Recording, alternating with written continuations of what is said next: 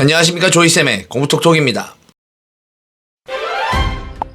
조이쌤의 공부톡톡. 요즘 이제 중학교 1학년부터 영어 시험을 보다 보니까 초등학교 고학년부터 문법을 포함한 시험을 위해서 이제 영어를 막 배우기 시작하세요.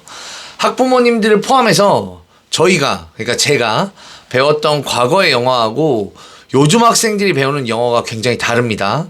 그런데 아직도 이제 학원 중에 예전 영어 가르치는 학원이 있어요. 예전처럼 영어를 가르치는 거예요. 아니면은 요즘 문법책인데 문법책 중에 아직도 좀 예전 영어에 집착하는 그런 영어 문법책이 있어요.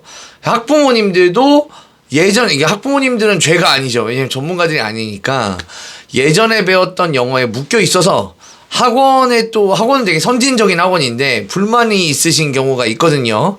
그래서 오늘의 조이쌤의 공부톡톡은 이런 거에 집착하면 영어 꼰대 지금 시작합니다. 조이쌤의 공부톡톡. 네, 첫 번째는 팔품사입니다. 우리 아이가 학원을 그렇게 오래 다녔는데 아직 품사 개념이 없어요. 뭐가 명사인지 뭐가 형용사인지 뭐가 부사인지 잘 몰라요. 아니, 이 친구가 학원을 오래 다녔다고 하는데 영어 학원을 이게 아직도 품사를 잘 모르네요. 어머님 잘못된 학원에 다니신 것 같은데 이런 말씀을 하시는 분들이 계세요. 이게 아직도 성문 기초영문법에 묶여 있다는 뜻이죠. 특히나 이제 팔품사를 강조하는 경우가 많은데 이 팔품사가 뭐냐면 명사, 동사, 대명사, 형용사, 부사, 전치사, 접속사, 감탄사예요. 이게 이제 첫 번째로는 대명사와 명사를 굳이 이게 구분해서 얻는 게 있나요, 우리가? 사실 없어요. 그리고 감탄사, 읍스, 와우, 이런 게 이거 가르쳐서 저희가 뭐가 남죠? 혹시 시험에 나오나요? 실생활 활용에 도움이 되나요? 아니죠. 그러면은 저 팔품사는 누가 정했나요? 왜 8개죠? 10개, 16개 이렇게 하지 않고 아니면 4개만 하든가 왜 팔품사죠? 요즘에는 말이죠. 저 팔품사에 해당하지 않는 지시사, 예를 들면 this, that, 수량사, some, any, many, few, 관사, other 이런 거 어떻게 해요? 이런 거는 팔품사에 없는데 이런 거 요즘 교과서에 이런 부분 막 나오거든요. 그리고 팔품사에 들어가지 않는 품사가 교과서에 계속 수록되고 문제로 출제되고 있다고요. 이게 무슨 뜻일까요? 우리나라의 영어 교육을 이끌고 계시는 교수님들께서 팔품사에 집착하지 말라는 메시지를 교과서를 통해서 모의고사를 통해서 보내주시는 거죠. 제가 사실은 2000년 초에 대학교 다닐 때도 이 영어교육학 교수님께서 너네 교육 현장 가면 이런 거 팔품사 이런 거 가르치지 말라고 했어요. 집착하지 말라고. 품사는 8개도 아니고 품사를 구분하는 것이 영어를 습득하고 교육하는 데 엄청 도움이 되지 않는다. 이런 말씀을 듣고 제가 컸는데 지금 2025년이거든요. 2000년 초에 이 얘기를 들었는데 아직도 품사에 집착하는 책과 아직도 품사에 집착하는 강사들이 있다 이거죠. 품사를 아는 것이 잘못됐냐 그럼. 품사 알면 좋지. 맞아요. 품사를 알면 좋죠. 형용사와 부사를 구분하는 문제나 전치사와 접속사를 구분하는 문제는 아직도 출제가 많이 되고 있습니다.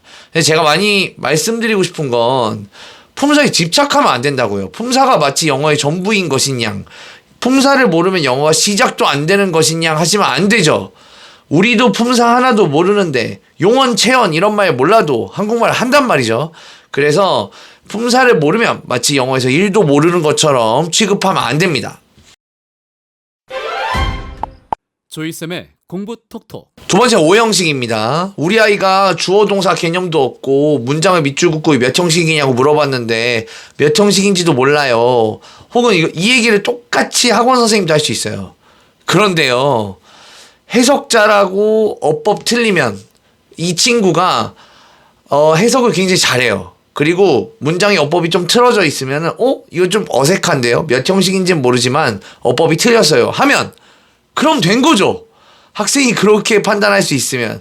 애초에 형식은요 왜 만들었냐면 한글과 이제 추상 개념이 뚜렷하게 갖춰져 있는 학생들이 영어 문장을 만났을 때 분석하고 해석하는 데 최대 강점이 있는 툴이에요.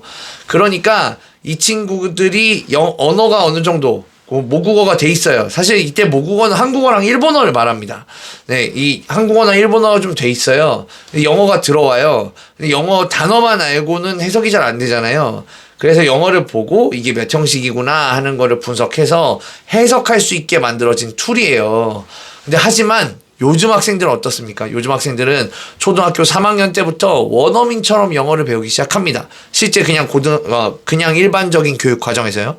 예를 들면 she gave me a flower 라는 그런 글이 있어요. 이 문장이 사형식인 거는 몰라요.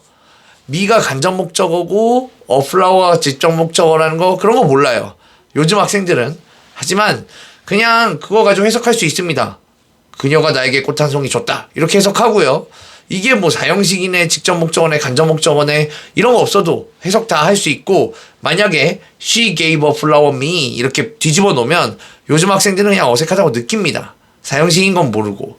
그냥 언어를 그러면 된 거죠. 언어를 사용도 가능하고 해석도 가능하고 문제도 풀 수 있으면 왜 굳이 아이들을 turn to back 시켜서 어려운 이론 가르쳐야 됩니까? 고생시킬 필요가 없죠. 우리는 공부를 시켜야 되지 고생시킬 필요는 없지 않습니까? 이런 얘기 하면은 또 무슨 말씀을 하시냐면 방금 얘기한 뭐 4형식을 3형식으로 바꾸는 거나 2형식, 5형식의 보어는 솔직히 도움되지 않나요? 뭐 이런 말씀을 하시는데 솔직히 보어야말로 도움이 안 됩니다. 보어라는 말 자체가 전혀 도움이 안 돼요. 보어가 형용사일 때도 있고 명사일 때도 있고 초부정사일 때도 있고 원형 부정사일 때도 있어요. 이게 분사일 때도 있고요. 그래서 보어라는 말을 아는 것이 학생들이 문장을 이해하는데 전혀 도움이 안 됩니다.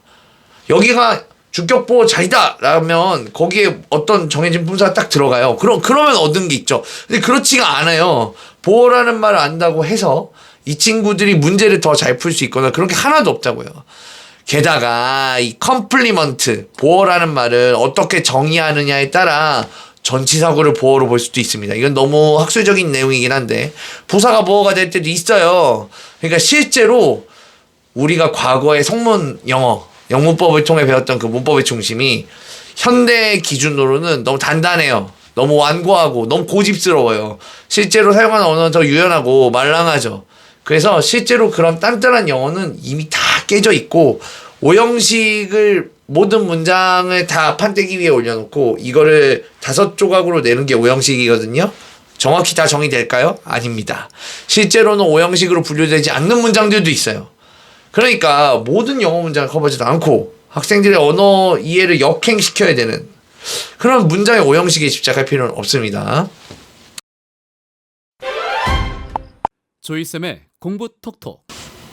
네, 마지막으로는 투부정사의 용법 구분입니다. 야, 이거는 다소 이제 논란의 여지가 있을 수도 있을 것 같은데 실제로 지금도 투부정사의 용법을 구분하는 문제가 정말 많이 출제됩니다. 투부정사에는 이제 명사적, 형용사적, 부사적 용법이 있는데 주어진 문장에 있는 투부정사가 어떤 용법인지를 구분하는 문제 출제하는 거죠. 이게 사실은 이게 저도 출제합니다. 저도. 근데 이게 왜 이유가 있어요. 이 용법들 사이에는 중의적인 구간이 존재해요.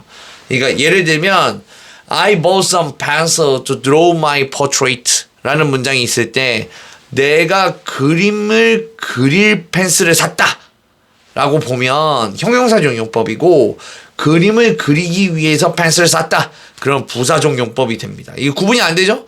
이게 언어잖아요. 이게 아까도 말씀드렸지만 언어는 말랑한 거예요. 단단하지 않아요. 그래서 이게 이렇게 잘릴 때도 있고 이렇게 잘릴 때도 있고 할 때가 있는 거예요. 또한 이제 예를 들면 I want her to draw my portrait 이런 문장이 있어요. 요게 이제 5형식 문장이라고 주로 부르는 건데 이 to draw라는 곳이 이게 명사인 her를 설명하니까 her의 동작을 설명하지 않니? 형용사적 용법이다 라고 볼 건지 야 모든 투부정사는 대절에서 태어난 거야. 몰랐냐? 그래서 이건 명사적 용법이야. 이렇게 볼 건지 알 수가 없죠. 언어잖아요. 누가 이걸 만들어서 썼겠어요? 그러기 있을 리가 없죠. 실제로 영상 모르겠죠, 당연히. 그래서 뭐가 맞다, 뭐가 아니다. 이게 중요한 게 아니에요. 선생님 생각에는 그래서 형용사예요, 부사예요 이게 아니고 그게 아니라 이런 문제 출제하면 안 된다는 거죠. 이게 애매한 부분이 있잖아요. 그러니까 애매한 것만 빼고 출제하지 마시고 생각을 해보자는 거예요. 우리가 투부정사를 용법 구분을 하는 게 학생들한테 도움이 됩니까? 언어를 구사하고 언어를 쓰고 하는데 이게 내가 부사적 용법을 써야지라고 생각하면서 쓰나요? 요즘 학생들 그냥 써요. 투부정사 그냥 쓴다고, 그냥. 그러니까 실제로 이제 심지어 현재 고등학교 영어 교과서 중에 현재 2025년 현재 영어 교과서 중에 투부정사 용법의 중의성을 다루는 단원이 있어요. 그게 수록돼 있는 교과서가 있다고요. 이게 우리나라에서 가장 유명한 사람들이 만드는 교과서 아닙니까? 몇 명 안 돼요. 쓸 수 있는 사람이. 근데 그 정도로 사실 이거는 근데 학원 강사나 문법책이 계속 용법 구분을 시키는데 저를 포함하여 근데 이쪽의 문제가 아니라고 보는 거죠. 저는 이게 학교 선생님이 이런 문제 출제를 멈춰야 한다. 학교 선생님이 문제를 계속 출제하니까 저희는 대비를 해줄 수밖에 없어요. 용법 구분 문제 내시면 저희도 용법 구분 문제 준비해야 되잖아요. 그래서 좀 학교 선생님들도 아마 이게 다 학교에서 대학교에선 배우지 않습니까? 교육 방법론을 할 때. 그래서 계속 출제를 하시면 저희는 대비할 수밖에 없는데 학교 선생님들이 이런 거는 좀 이제 멈춰주시면 좋겠다. 투부정사 용법 구분 같은 거. 조이쌤의 공부 톡톡. 뭐 언급하진 않았지만 투부정사의 부정은 투를 앞에 넣어야 되는 게 맞거든요, 원래. 근데 요즘에는 투낫도 돼요. 어법적으로 막는 것으로 바뀌었어요. 이게 심지어 수능 문제에 출제한 적이 있어요. 그리고 관계대명사에서 띵 뒤에는 원래 대밖에 안 됐거든요. 근데 요즘에 위치로 쓸 수 있는 것도 바뀌었죠. 가정법 과거에서 동사 비동사 쓸 때 워만 쓸 수 있었는데 이제는 워즈로 쓸 수 있는 걸로 바뀌었어요. 뭐 have와 need는 이제 점점 자기들이 조동사처럼 되고 있어요. 조동사화라고 하는데 auxiliarization. 이게 뭘 말씀드리고 싶어 하는 거냐면 언어 문법은 수학이 아닙니다. 이게 2 더하기 2가 4로 고정돼 있지 않아요. 언어니까요. 나중에 시간이 지나면 4.5도 되고 4.8도 되다가 나중에 5도 되고 그래요. 고정 불변한 법칙이 있는 것이 아닙니다.